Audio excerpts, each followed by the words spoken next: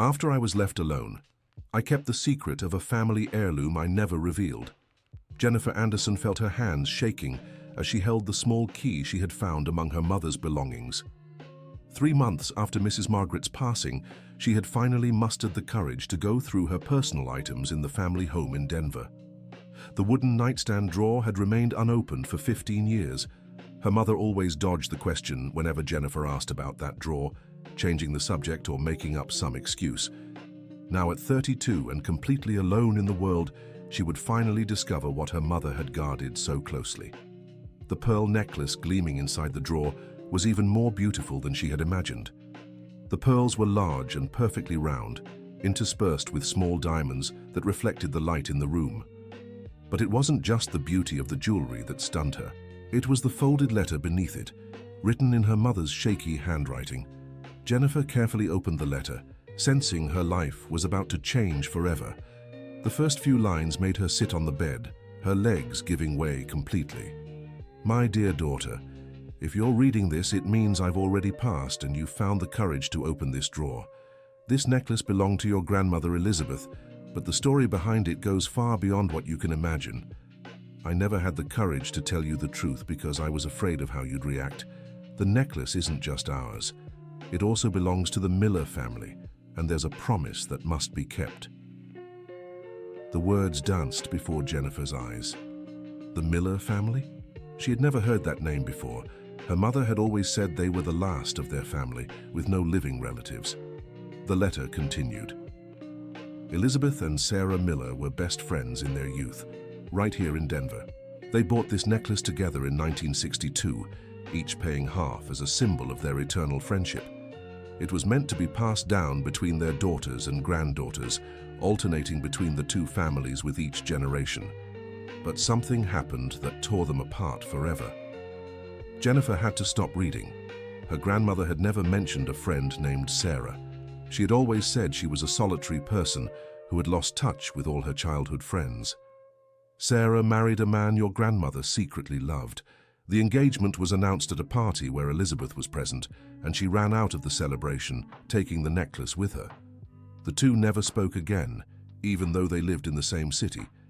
Sarah tried to reclaim the necklace many times, but Elizabeth refused to return it. The revelation hit Jennifer like a punch to the gut. Had her family kept something that wasn't entirely theirs? She had always prided herself on her mother and grandmother's honesty, and now she discovered this shadow over their legacy. Dear listener, if you're enjoying the story, don't forget to like and especially subscribe to the channel.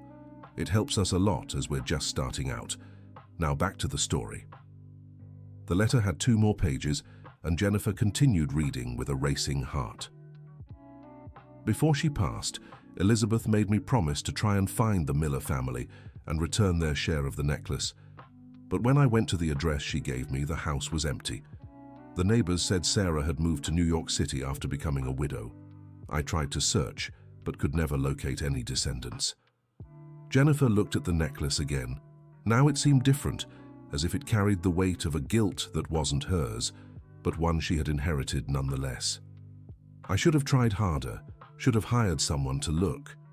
But the years passed, you were born, and I kept putting it off. And now, my daughter, this responsibility is yours. Find the Miller family and do what's right. Jennifer Anderson's hands trembled as she held the letter. How could she find people her mother hadn't been able to locate in decades?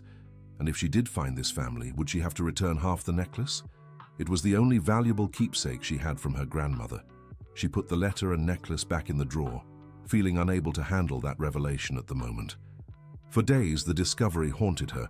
She tried to focus on her work as an elementary school teacher, but her mind kept drifting back to the drawer and the secret she now carried. A week later, Jennifer decided she needed help. She turned to her neighbor, Mrs. Barbara, who had lived on the same street for over 50 years and knew many old stories about the neighborhood. "Mrs. Barbara, you knew my grandmother Elizabeth, didn't you?" Jennifer asked, sitting on the neighbor's porch with a cup of coffee in her hands. "Of course, dear. Elizabeth was a very private woman, but always polite. Why do you ask?" Jennifer hesitated for a moment, but decided to share part of the truth. "I found some of her old things, and I'm trying to understand her story better. Did you happen to know a friend of hers named Sarah Miller? Mrs. Barbara's face lit up. Sarah Miller. My, it's been so long since I've heard that name. They were inseparable when they were young, always walking around town together. But they had a falling out over a man, from what I heard. It was quite the scandal back then. Jennifer's heart raced. Do you know what exactly happened? Well, what I heard was that they were both interested in the same young man, Robert. He chose Sarah, and that ended their friendship. Your grandmother was never the same after that. She became more withdrawn, distrustful. Sarah moved away a few years later, but I remember she tried to talk to Elizabeth a few times before leaving. Jennifer absorbed every word. Do you know where Sarah moved to? To New York City, as far as I recall. She married Robert and they had children there. But that was decades ago, dear. Why the interest in such old stories? Just curiosity, Mrs. Barbara. Thanks for the coffee. That night, Jennifer searched online for the Miller family in New York City. There were hundreds of results. Impossible to know which was the right family. She needed more information. The next day, she decided to look through old records at Holy Rosary Church, where her grandmother had always attended. Father Michael, who had known Elizabeth, was still alive, though retired. Father Michael, I was wondering if you have any records about a friend of my grandmother's, Sarah Miller. The elderly priest thought for a moment. Sarah? Yes, I remember her. A very pretty young woman, always smiling. She got married right here in the church to Robert Taylor. It was a big wedding. Lots of important people from town were there. Do you remember if they had children? They did. A girl, as I recall, but they moved away shortly after the wedding. Robert got a better job in New York. Jennifer thanked him and left the church with another clue. Robert Taylor was a common last name, but at least now she had both names. She went home determined to keep searching. Over the next few weeks, Jennifer spent her nights researching. She created social media profiles, searched genealogy sites, and contacted record offices in New York City. The search became an obsession that kept her up late. That's when she found a 1985 newspaper article about the death of Robert Taylor, who left behind his widow Sarah Taylor and a daughter, Mary Taylor. The article mentioned he had worked at a construction company in New York City for over 20 years. With the daughter's full name, Jennifer finally found more recent information. Mary Taylor, now Mary Taylor Johnson, was registered as a resident of Brooklyn and worked as a retired nurse. After much hesitation, Jennifer found Mary's phone number and decided to call. Her hands trembled as she dialed. "Hello?" answered a woman's voice on the other end. "Hi, good afternoon. My name is Jennifer Anderson from Denver. I'm looking for information about Sarah Miller, who later became Sarah Taylor. Would you happen to be her daughter?" There was a long pause on the other side. "Yes, Sarah was my mother. She passed away 5 years ago. Why are you looking for her?" Jennifer took a deep breath. "It's a complicated story. It has to do with my grandmother, Elizabeth Anderson. They were friends in their youth." Elizabeth Anderson. Wow, my mother talked about her a lot. They had a falling out because of my father, didn't they? Exactly. I'd really like to speak with you in person if possible. I have something that belonged to both families. Mary was silent for a few seconds. What is it about? I'd rather explain in person. I know it's strange for a stranger to call like this, but it's something important related to our mothers. After much discussion, Mary agreed to meet Jennifer in Denver the following weekend. She said she was also curious about her mother's old friend and had always wanted to know more about that story. The days until the meeting passed slowly. Jennifer prepared everything she had discovered: her mother's letter, old photos, and of course, the pearl necklace. She had decided to be completely honest about everything. Saturday arrived, and Jennifer waited for Mary at a coffee shop in downtown Denver. When a woman around 60 years old, with graying hair and kind eyes, approached, Jennifer knew immediately it was her. There was something familiar in Mary's face, a subtle resemblance to the old photos she had seen of Sarah. "Jennifer?" Mary asked, extending her hand. "Yes, it's so nice to meet you, Mary. Thank you for agreeing to come here." They sat down, and Jennifer began telling the whole story from the beginning. She showed her mother's letter, explained about the locked drawer, the necklace, and the promise her grandmother had made before passing. Mary listened carefully, occasionally interrupting to ask questions or comment on something her mother had told her about Elizabeth. "My mother always regretted the fight," Mary said when Jennifer finished. "She tried several times to make amends, but Elizabeth never wanted to talk. Mum used to say their friendship was more important than any man, but their pride got in the way." Jennifer then showed the necklace. Mary's eyes widened. "Wow, it's really it. Mum showed me old photos of her wearing this necklace. She always said it was one of the most beautiful things she ever owned." "Did your mother tell you the story behind it?" "Yes, she did. She said they bought it together as a symbol of their eternal friendship and had an agreement to pass it between their families. But after the fight, she never saw the jewel again." Jennifer took a deep breath. "Then you know that technically, half of this necklace belongs to your family." Mary stayed quiet, gazing at the shimmering pearls. "I know. But I also know your family kept and preserved it all these years. It wouldn't be fair to just claim my share now." The answer surprised Jennifer. She had prepared for a difficult negotiation, maybe even conflict, but Mary showed a wisdom and generosity that moved her. "But I don't feel right keeping something that isn't entirely mine either," Jennifer said. "My mother made it clear I should do what's right." They talked for hours, sharing stories about their families, about how past conflicts had affected entire generations. Mary shared that her mother always felt incomplete after losing her friendship with Elizabeth, and that it marked her for the rest of her life. "Mum used to say that when you lose a true friendship because of pride, a piece of you dies with it," Mary commented, her eyes glistening with held-back tears. Dear listener, if you're enjoying the story, take a moment to like and especially subscribe to the channel. It helps us a lot as we're just starting out. Now continuing. It was then that Mary revealed something that would completely change the course of the conversation. "Jennifer, I need to tell you something. My mother didn't just have one daughter. I have a younger sister, Patricia. She's been living here in Denver for 15 years. Jennifer nearly dropped her coffee cup. "What do you mean? Your sister lives here?" "She married a man from Colorado and moved here. She works as a lawyer in the city. I wasn't sure if I should tell you or not, but I thought you had the right to know." "Why weren't you sure?" Mary hesitated. "Because Patricia has always been obsessed with the story of the necklace. When she was little, she kept begging Mom to find Elizabeth and get the jewel back. She always believed our family was wronged." Jennifer's stomach tightened. "And does she know I've been looking for you?" "No, I didn't tell anyone about your call.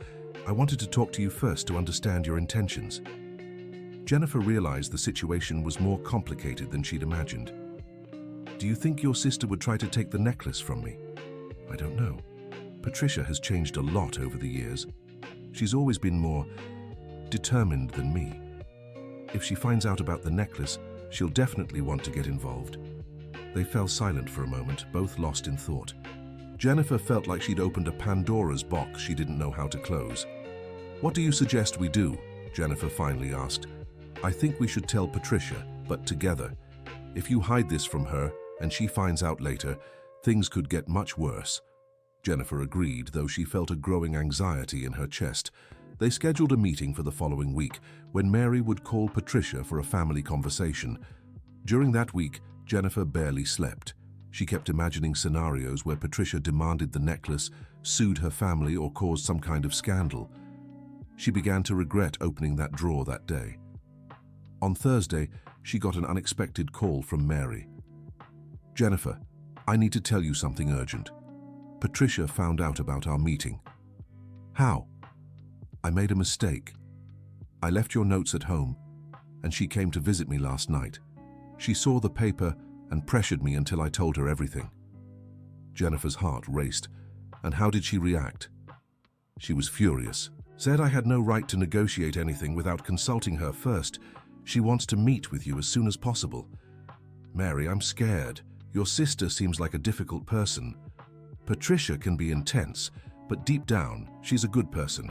She's just obsessed with this story because our mother suffered so much from losing that friendship. She's always wanted justice." Jennifer agreed to meet with both sisters the following Saturday, but this time she decided not to go alone. She asked her friend Jessica, who was also a lawyer, to come along for moral support. The meeting was set at the same cafe where Jennifer and Mary had talked. When they arrived, the two sisters were already waiting. Patricia was noticeably younger than Mary, maybe around 55, and had a stiffer, more formal posture. "You must be Jennifer," Patricia said, shaking her hand firmly. "I'm Patricia Taylor Johnson." Jessica introduced herself as Jennifer's friend and lawyer, which made Patricia raise an eyebrow. "It's interesting that you brought a lawyer to a family conversation," Patricia remarked with a smile that didn't reach her eyes. The discussion started off tense.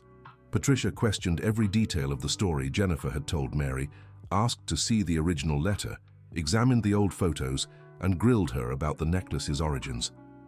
"My client has been transparent about everything," Jessica intervened, when Patricia grew more aggressive. "She wasn't obligated to reach out to you, but chose to do what she felt was right." "She wasn't obligated because her family held on to something that wasn't entirely theirs for decades," Patricia shot back. "That has a legal term." Jennifer felt her blood boil. "My grandmother and my mother didn't know where to find you.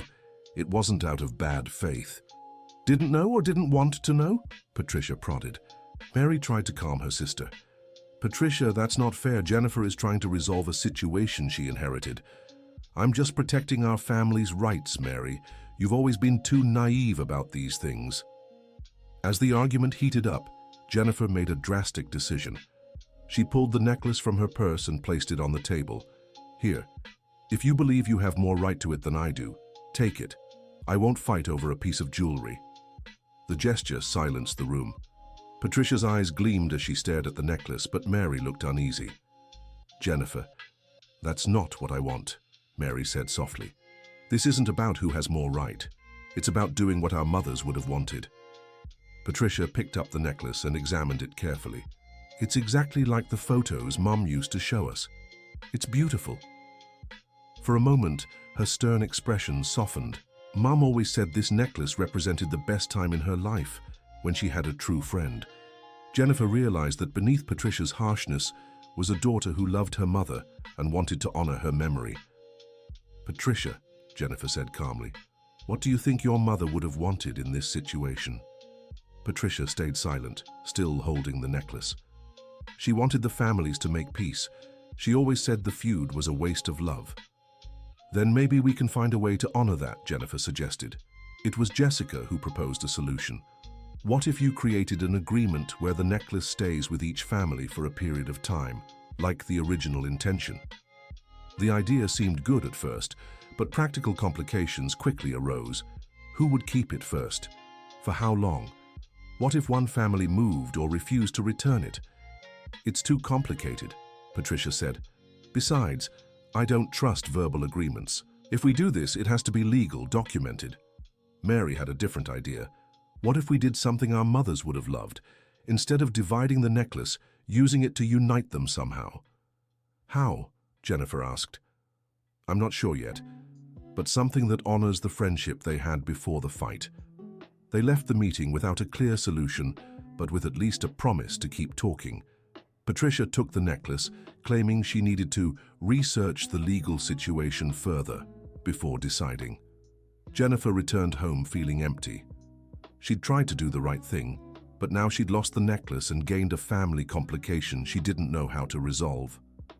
3 days later, she got a call from Mary. "Jennifer, something happened. Patricia took the necklace to an appraiser and found out something interesting." "What?" "It's worth far more than we thought. The pearls are natural, extremely rare, and the diamonds are high quality. The estimated value is over $100,000. The news left Jennifer stunned. Her family had been holding on to a fortune without even knowing. "But there's more," Mary continued. "The appraiser said the necklace has a microscopic inscription on the clasp. A date, May 15th, 1962. What does that date mean?" "It was the 15th anniversary of our mother's friendship. Mom always mentioned that they met when they were 15 and threw a party to celebrate when their friendship turned 15 years old."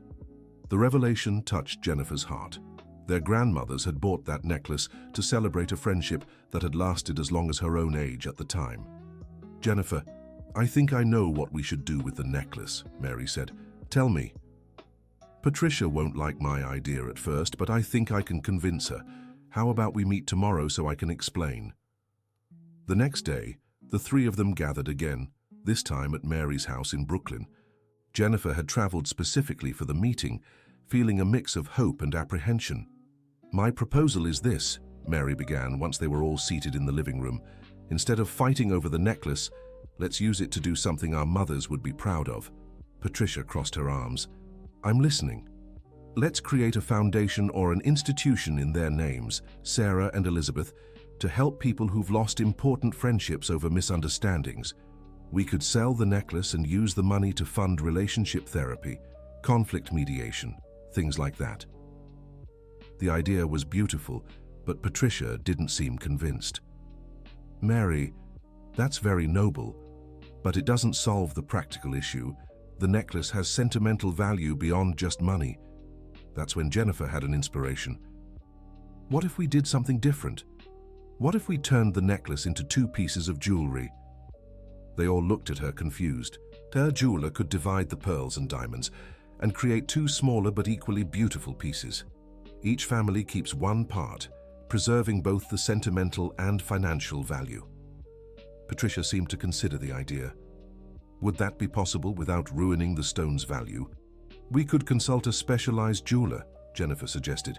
"If it's doable, each of us gets a piece that represents the original friendship." The proposal led to a long discussion about practical details, but for the first time they all seemed to be moving in the same direction. Dear listener, if you're enjoying the story, don't forget to like and especially subscribe to the channel. It helps us a lot as we're just starting out. Now continuing, that's when Patricia revealed something that changed the course of the conversation again. "I need to tell you both something. I lied about a few things." Jennifer and Mary exchanged worried glances. "What do you mean?" Mary asked. "I've known about the necklace for a long time, and I've known about Elizabeth's family too." The silence in the room grew heavy. Jennifer felt her stomach drop. "What do you mean, Patricia?" Mary pressed. "5 years ago, when Mom passed, I found a box of old letters among her things. There was one from Elizabeth sent to Mom shortly before she left, apologizing for their fight and explaining about the necklace." Jennifer stood up from her chair. "You knew all this and didn't say anything?" "Let me explain," Patricia said, visibly embarrassed. "The letter said Elizabeth had tried to find Mom several times, but she had moved. It also said that when she passed, she'd leave instructions for her daughter to return the necklace to the right family." "Then why didn't you ever look for my family?" Jennifer asked, feeling betrayed. "Because I did look, Jennifer. I found out you existed. I knew where you lived, where you worked. But I also knew your mother was still alive, and I didn't want to cause trouble for an elderly woman." Mary looked at her sister with disappointment. "Patricia, you should have told me. I was waiting for the right moment. When your mother passed away," Patricia looked at Jennifer, "I found out because I followed the obituaries in the Denver newspaper. That's when I decided it was time to act." Jennifer felt manipulated. "So you were waiting for me to reach out?" "Not exactly. I was planning to look for you, but you contacted me first. I thought it would be better to let you take the initiative." The revelation created a new tension between the three of them. Jennifer felt like she had been a pawn in a game she didn't know she was playing. "Is there anything else you haven't told us?" asked Mary, clearly annoyed with her sister. Patricia hesitated. "Yes, there is. Elizabeth's letter also revealed the real reason for their fight." "What reason?" Jennifer and Mary asked at the same time. "It wasn't because of Dad. It was about money." The revelation hit like a bombshell. The whole romantic story about 2 friends who fought over love fell apart in seconds. "What do you mean?" Jennifer asked, feeling as if the ground was slipping from under her feet. "Elizabeth had lent Sarah a large sum of money when she was struggling. When Sarah got back on her feet financially and married Dad, she refused to repay the loan, claiming it wasn't a loan but a gift between friends." Mary turned pale. "Mum never mentioned that." "Because she was ashamed. Elizabeth kept the necklace as collateral until the money was repaid, but Sarah moved to New York without settling the matter." Jennifer felt like she'd been punched. "So my grandmother didn't steal the necklace. She was protecting her rights." "Exactly. According to the letter, Sarah owed the equivalent of the necklace's value at the time. The information changed everything. Jennifer no longer felt guilty about her family keeping the necklace. In fact, she began to feel wronged for being pressured to return it. "Patricia, why didn't you tell us this from the beginning?" Mary asked. "Because I wanted to see how you'd react. I wanted to know if Jennifer would be honest about her story and if you, Mary, would be fair in the negotiation." Jennifer was furious. "You tested me, made me feel guilty for something my family had a right to." "Jennifer, forgive me. I needed to be sure of your intentions. Many people would have kept the necklace and never reached out to our family. But I reached out because I thought it was the right thing to do." The argument heated up again, but this time with a completely different dynamic. Now Jennifer felt entitled to keep the necklace, while Patricia tried to downplay the importance of the old debt. "Look," Mary intervened, trying to calm them down, "what matters is that our mothers wanted the families to make peace. Regardless of who owed what, the main goal was reconciliation." "Mary is right," Jennifer said, still upset but trying to be rational. "But now I feel manipulated by your sister." Patricia sighed. "Jennifer, I know I was wrong to hide this, but I never meant to hurt you. I just wanted to protect my mother's memory. By lying. Not lying. Just selecting the information." "That's the same thing," Mary said, clearly disappointed in Patricia. The meeting ended without resolution. Jennifer returned to Denver feeling confused and betrayed. She had started this journey wanting to do what was right, but now she no longer knew what that was. Over the next few days, she reflected deeply on the situation. She talked to Jessica, who advised her not to make any rash decisions. "Jennifer, regardless of Patricia's mind games, the fact is you've learned the truth. Your family has a right to the necklace, both because of the debt and because of how they cared for it for decades. But what about the promise my mother made? What if she knew the whole truth? Your mother made the promise based on the information she had. If she had known about the debt, she might have acted differently." Jennifer knew Jessica was right, but she still felt uneasy about the situation. There was something incomplete about the story, some missing piece. That's when she received an unexpected call from Mary. "Jennifer, I need to meet with you urgently. I've discovered something about Patricia that could change everything." "What happened?" "I'd rather tell you in person. Can I come to Denver tomorrow?" Jennifer agreed, intrigued. The next day, Mary arrived visibly upset. "Jennifer, my sister lied about several things. I confronted her after you left and got the whole truth." "What truth?" "To start, Patricia didn't find the letters 5 years ago. She found them 15 years ago, right after she moved to Denver." Jennifer's eyes widened. "What do you mean?" "She moved here specifically because of the necklace.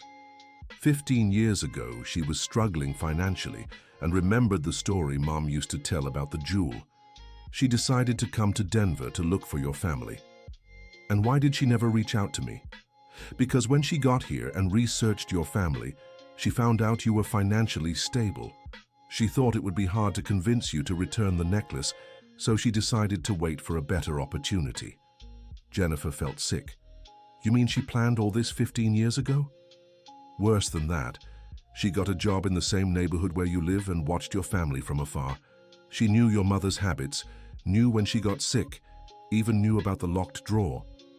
"How did she know about the drawer?" "Because she befriended Mrs. Barbara, your neighbor, pretending to be interested in the neighborhood's history. Mrs. Barbara told her all sorts of things about your family without realizing she was being manipulated." Jennifer stood up, furious. "This woman is dangerous, Mary. She spent 15 years plotting how to take my family's necklace. There's more, Jennifer. The letters she claimed to have found, she forged parts of them. How do you know?" "Because I had an expert examine the documents. Some parts were written with different ink at different times. The part about the money debt was added recently." The revelation left Jennifer stunned. "So my grandmother wasn't owed anything? The original story about the fight over love was true?" "Apparently, yes. Patricia made up the debt story to justify her family's claim to the necklace in case she needed a legal argument." Jennifer sat back down, trying to process everything. "Mary, your sister is a sociopath." "I know, and I'm in shock." I never imagined she was capable of something like this. What do you plan to do?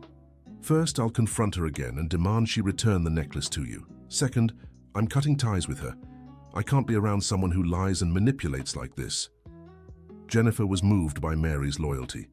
You don't have to get involved. She's your sister. Jennifer, what she did was wrong to you, but also to me. She used me as a pawn to legitimize her plans. I'm just as much a victim as you are. They planned how to confront Patricia together. Mary suggested a direct approach, demanding the necklace back and threatening to expose her lies. Jennifer preferred something more strategic. Mary, if we just confront her, she might run off with the necklace. We need to be smarter. What do you suggest? Let's pretend we believe her version and propose a solution that lures her in. When she lets her guard down, we reveal that we know the truth. They scheduled a meeting with Patricia for the weekend, claiming they had reached a decision about the necklace. Patricia seemed excited at the possibility of finally resolving the situation in her favor. The meeting was set at the law office where Patricia worked, an environment she clearly chose to feel at an advantage. So, have you reached a conclusion? Patricia asked as soon as they sat down. We have, said Jennifer. After much thought, we decided you were right about the debt. My family truly owes yours, and the fair thing is for you to keep the necklace. Patricia's face lit up. I'm so glad you understood the situation. I knew you were fair people. Mary masked her disgust for her sister. But we have some conditions. What conditions? We want to see all the original letters you mentioned, and we want copies of everything for our personal records. Patricia hesitated. Why is that necessary? Because if we're giving up our rights to the necklace, we want to document the whole story properly for our future families, Jennifer explained. Besides, Mary added, we want to better understand how our mother handled the situation back then. Patricia agreed, but said the letters were at home and she would bring them to another meeting. That's when Jennifer played her final card. Actually, Patricia, we don't need another meeting. We've already seen the letters. What do you mean? Mary pulled copies of the documents from her bag. We showed them to an expert in antique documents. We found out you forged important parts. Patricia's face paled. I don't know what you're talking about. We're talking about 15 years of lies and manipulation, Jennifer said firmly. We know you moved to Denver just because of the necklace. We know you investigated my family. And we know you made up the story about the debt. Patricia tried to deny it, but faced with the evidence, her facade began to crumble. Fine, she finally said.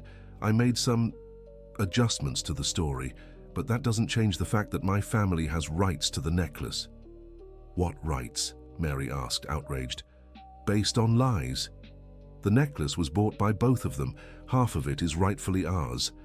And the other half stayed with our family for 60 years, Jennifer countered.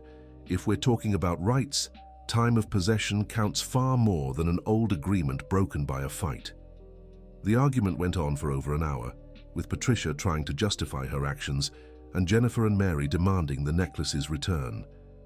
That's when Patricia revealed her final card. You may have found out about the letters, but there's one thing you don't know. I've already sold the necklace. The room fell silent. Jennifer and Mary exchanged disbelieving glances. What do you mean you sold it? Mary asked. I sold it to a private collector yesterday. The money is already in my account. Jennifer stood abruptly. You had no right to sell it without our agreement. I had every right as Helena's heir, and now there's no turning back. Mary was in shock. Patricia, what have you done? This is criminal. It's not criminal. I can prove I'm the rightful heir to half the necklace. If you want to sue, go ahead. Jennifer felt her world collapse. After all the effort to do the right thing, she had lost everything to someone without scruples.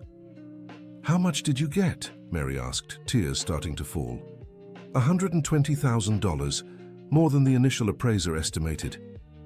Jennifer did a quick calculation. Even if she could prove in court she was entitled to half the amount, it would take years of lawsuits and lawyers. Patricia, you've destroyed our family, Mary said, standing to leave. I protected our rights, Mary. You've always been too emotional to understand practical matters.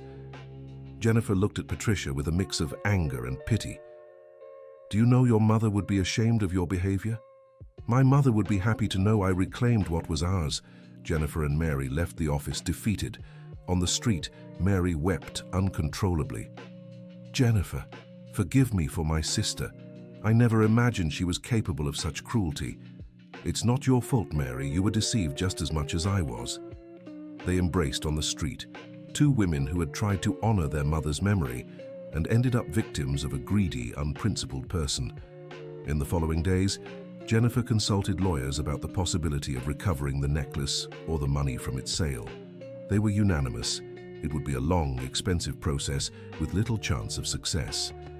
"The problem is she can claim inheritance rights and shared ownership," one lawyer explained. "Even if we prove the forgeries, she could still argue she was entitled to a portion." Jennifer decided not to pursue legal action. She had lost the necklace, but she didn't want to waste more years of her life fighting dishonesty. Then, 2 weeks after the confrontation with Patricia, she received an unexpected call from Mary. "Jennifer, I have good news and bad news. Give me the bad first. Patricia really did sell the necklace, but the good news is I found out who bought it." Jennifer's heart raced. "Who?"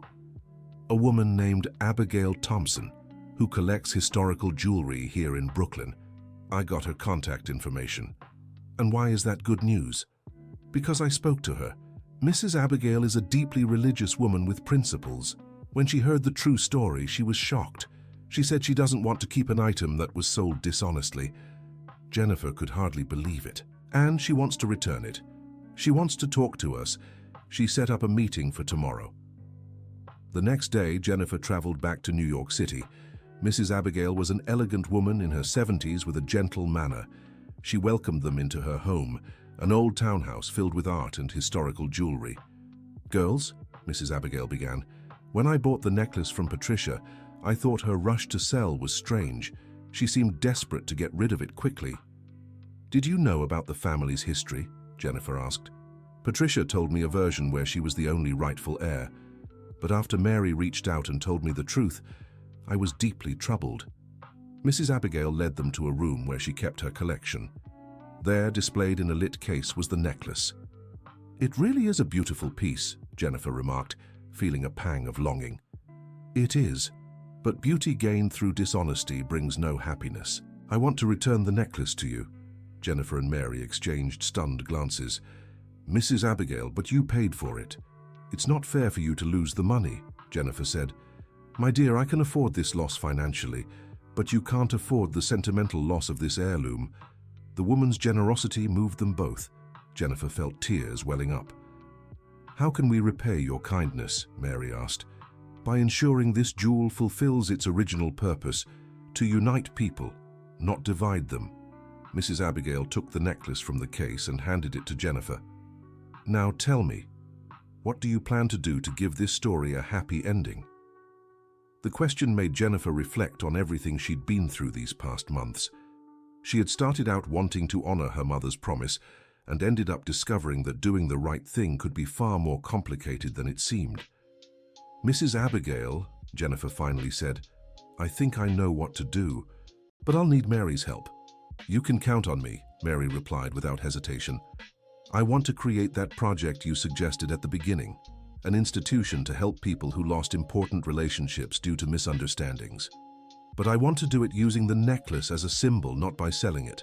Mary smiled. "How so?" "Let's create a tradition. Every time the institution helps reconcile a friendship or family relationship, people will get to wear the necklace in a symbolic ceremony. It will represent that love is stronger than pride." Mrs. Abigail clapped her hands. "What a wonderful idea, and I'd like to contribute financially to this project."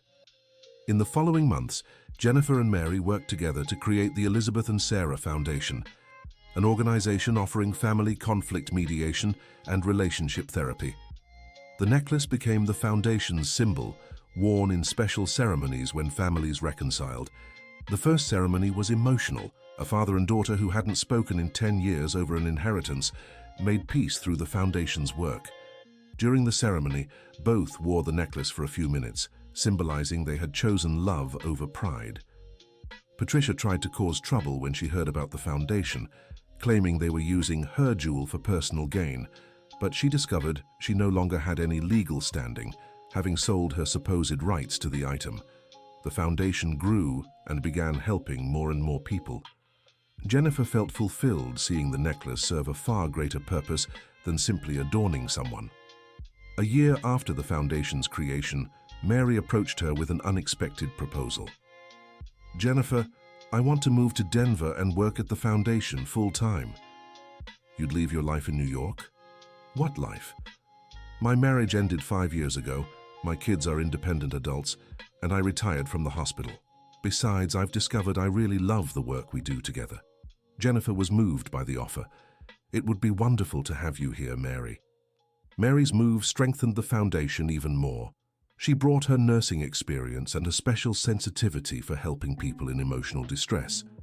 2 years after the project began, they received an unexpected visit. Patricia showed up at the foundation, visibly shaken. "Can I talk to you both?" she asked humbly. Jennifer and Mary exchanged glances, surprised.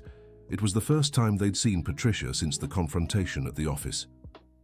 "I came to apologize," Patricia said, tears streaming down her face, "and to ask for help." "What kind of help?" Mary asked, still wary. "My marriage is over.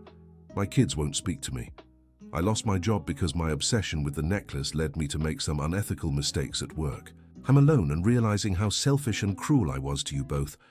Jennifer looked at the woman who had caused so much pain and felt a mix of anger and compassion. "Patricia, what you did was very serious. It's not something fixed with just an apology." "I know, but I want to try to make it right, at least partly. I want to return the money from selling the necklace." Mary's eyes widened. "You still have the money?" "Most of it. I only spent what I needed to survive after losing my job. It's about $100,000. Jennifer fell silent, processing the offer. It was a significant amount that could greatly strengthen the foundation. "Why do you want to do this now?" she asked. "Because I've realized the necklace was never about money. It was about the people we loved. My obsession with justice made me lose sight of what truly mattered." Mary looked at her sister with an expression mixing sadness and hope. "Patricia, the money would be very welcome for the foundation. But I need to know if this change is genuine or just another manipulation." "It's genuine, Mary. I lost everything of value in my life because of my greed. I don't want to die alone and bitter like I was becoming."